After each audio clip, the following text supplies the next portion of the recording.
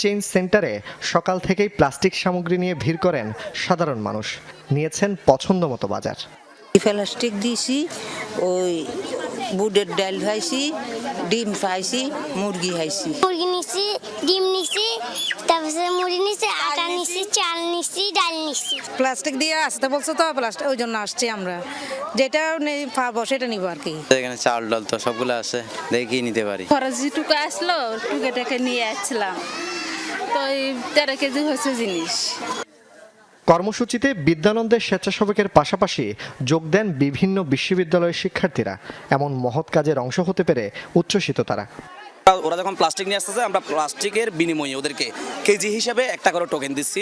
1 কেজির বিনিময়ে একটা টোকেন। মানে ওরা অনেক খুশি আছে, মানে প্লাস্টিক এক্সচেঞ্জ করে যে এগুলো করতেছে। I think it's a very useful and effective program, and I'm very happy that I'm here and I can